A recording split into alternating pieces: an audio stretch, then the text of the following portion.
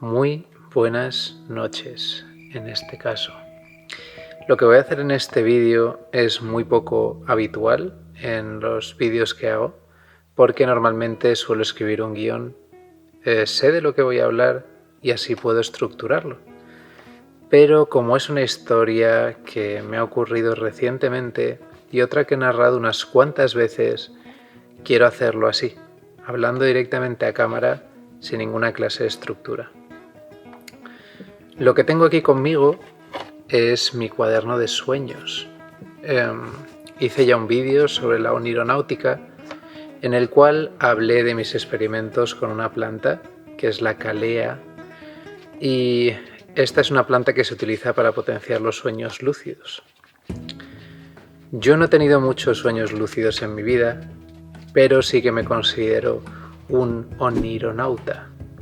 Me gusta mucho explorar el mundo de los sueños y normalmente hago anotaciones de los sueños que voy teniendo cada noche en este cuaderno de aquí. Bien, resulta que hace muy poco me ha llamado una amiga para indicarme que está embarazada. A esa amiga yo la había avisado hace no mucho tiempo para decirle que era algo que había soñado. Tuve un sueño muy claro en el que ella, una persona a la que no suelo ver con frecuencia, estaba embarazada. La cuestión es que tenía la sensación de que era un sueño que tenía que contar. Es algo que me ha pasado con muy pocos sueños, pero hay algunos que claramente cuando estoy durmiendo me revelan algo de una forma muy distinta. Y entonces nada más levantarme sé que ese sueño ha sido especial. Resulta que esta chica tiene una pareja que le habían dicho que es incapaz de tener hijos.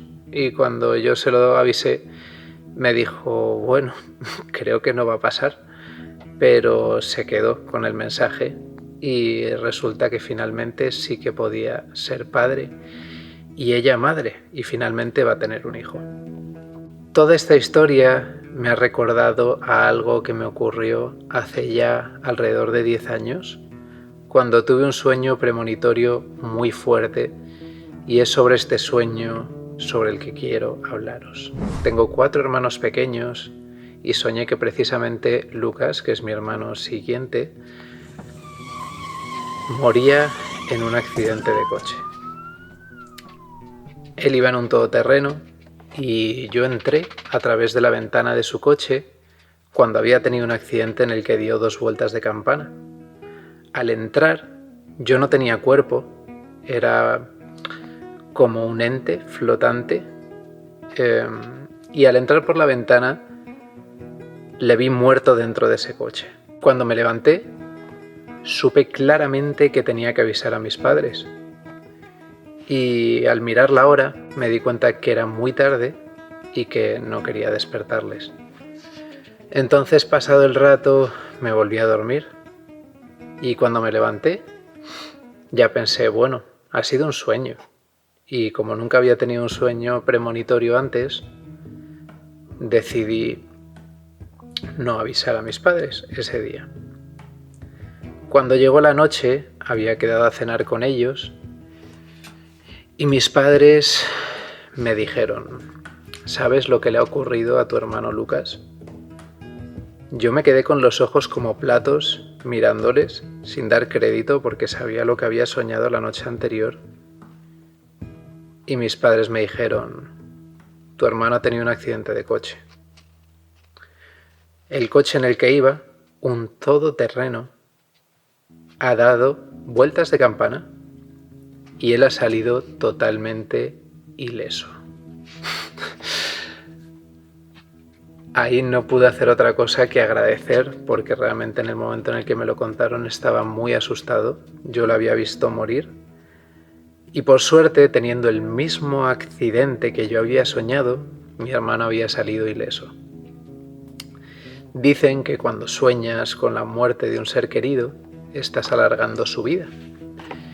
Y después de tener este sueño y esto que aconteció, me dio la sensación total de que así había sido.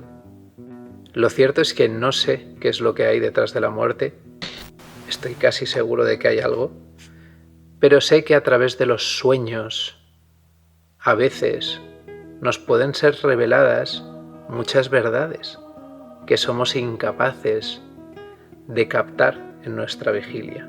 Fue ese sueño el que me hizo estar seguro de que tenía que investigar mucho más en el mundo de los sueños, que adentrarme, y la forma que he tenido hasta ahora de hacerlo es esta.